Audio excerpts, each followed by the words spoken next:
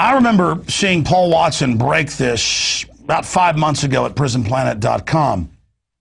Since then, it's in the Chicago Tribune and El Paso Times, and I know our guys have put together a package that they can roll over showing some of these mainstream headlines.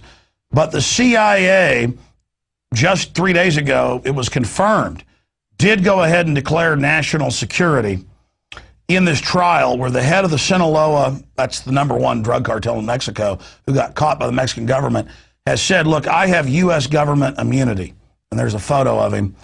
And the DEA and others came in to the court hearing, and they've now released a PDF of that on the federal government's own servers, where they go, yes, it's true. This guy works for us.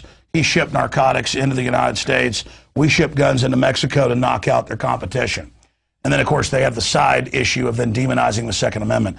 So the federal government is shipping tens of thousands of weapons into Mexico to certain cartels to wipe out cartels that aren't laundering their money through them.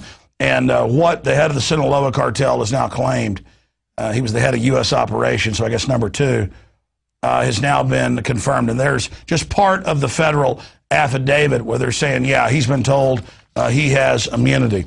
But it's a good lesson not to serve the dark side, because they always burn their own minions. LAPD detective who had witnessed narcotics trafficking, the CIA tried to recruit him, Mike Rupert, exposed the CIA back in the late 1990s, and his work and Gary Webb's work and others led to a congressional investigation where on C-SPAN the CIA admitted, yeah, we ship cocaine into America. I will tell you, Director Deutsch, as a former Los Angeles police narcotics detective, that the agency has dealt drugs throughout this country for a long time. Director Deutsch, I will refer you to 3 specific agency operations known as Amadeus, Pegasus, and Watchtower. I have Watchtower documents heavily redacted by the agency. I was personally exposed to CIA operations and recruited by CIA personnel who attempted to recruit me in the late 70s to become involved in protecting agency drug operations in this country. I have been trying. Well, there's Mike Rupert. You know, the good news here is when good people stand up, we do start reversing this course. But we're talking about trillions of dollars a year total in keeping drugs illegal.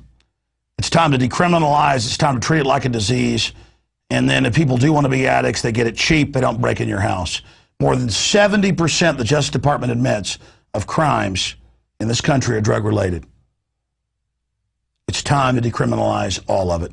Treat it like the illness it is. That's not just the InfoWars Nightly News analysis. That's common sense. The bigger the drug war gets, the more drugs, the more crime, the more police state is on our streets, and now they're converting the police state over to the political commissar, political cops, arresting people like we showed last night for speaking out on street corners and handing out flyers. This is the opposite of freedom. It is pure tyranny.